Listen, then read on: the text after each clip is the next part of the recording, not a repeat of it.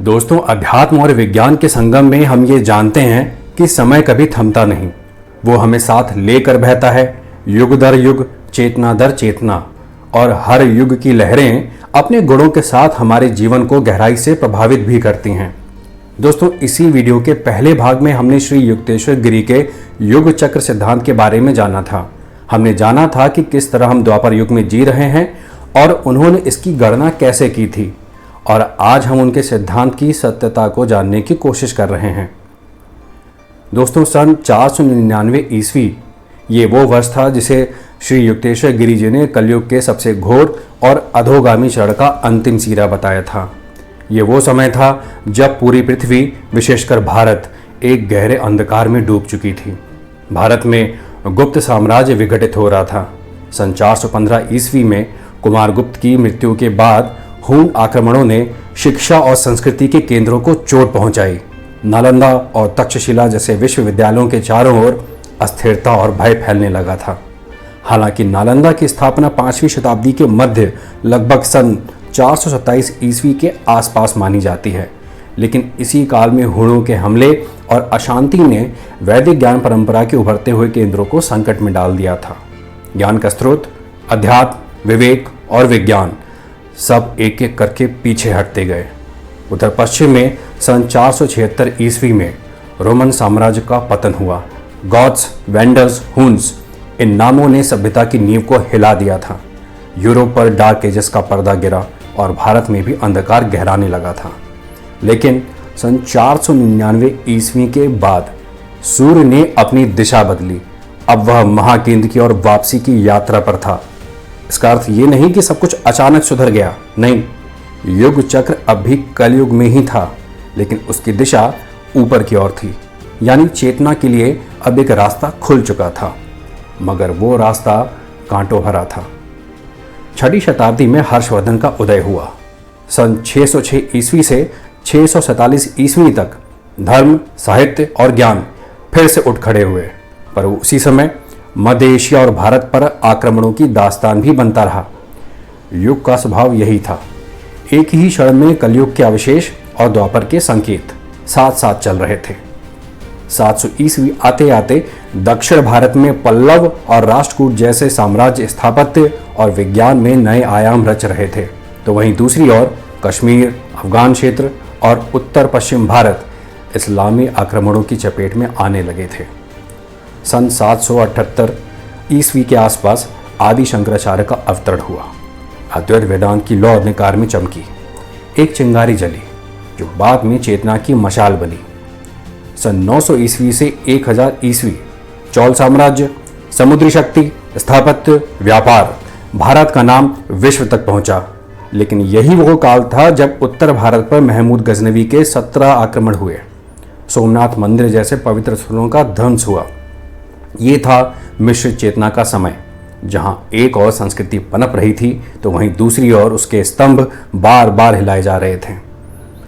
11वीं और 12वीं शताब्दियों में भक्ति आंदोलन की बीज भूमि तैयार हुई।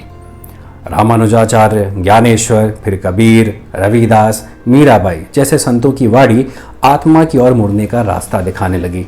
परंतु इसी समय सन 1209 ईस्वी में दिल्ली सल्तनत की शुरुआत हुई। विदेशी शासन, शोषण, धर्मांतरण कड़वी सच्चाई बनकर उभरे।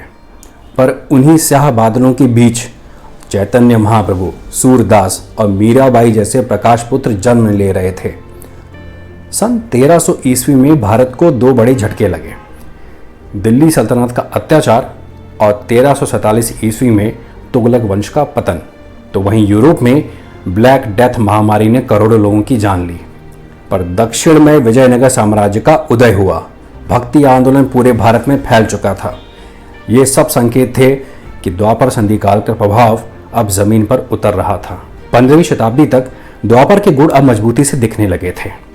सन 1469 ईस्वी गुरु नानक देव जी का जन्म, एक नई आध्यात्मिक चेतना जो धर्मों से परे सत्य और करुणा की ध्वनि थी।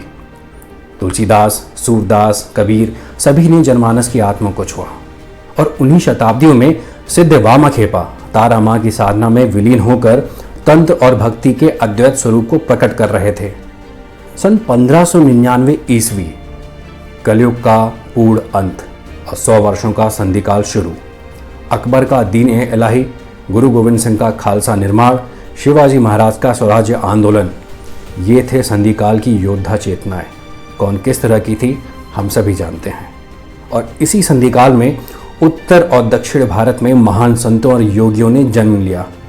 रामकृष्ण परमहंस, जिन्होंने सहज प्रेम और भक्ति को ब्रह्म के अनुभव से जोड़ दिया, और आगे चलकर स्वामी विवेकानंद, जिन्होंने इस भारतीय आत्मा को पश्चिम में प्रतिष्ठित किया।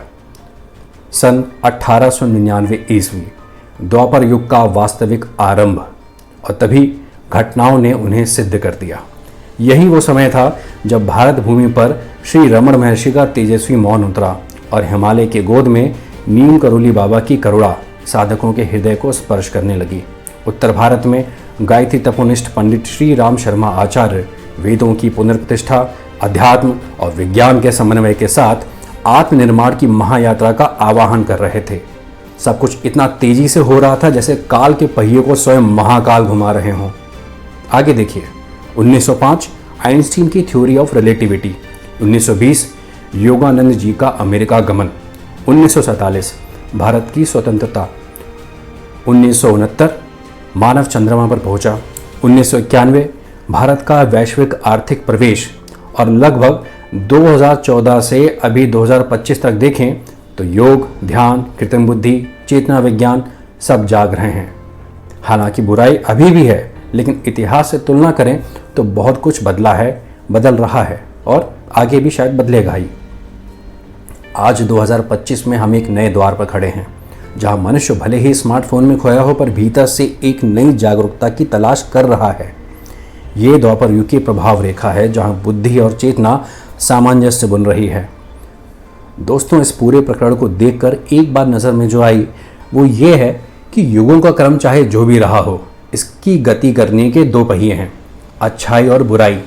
जब जब अच्छाई और बुराई अपने शिखर पर पहुंची है, उसके बाद उसका नीचे की ओर गमन हुआ है।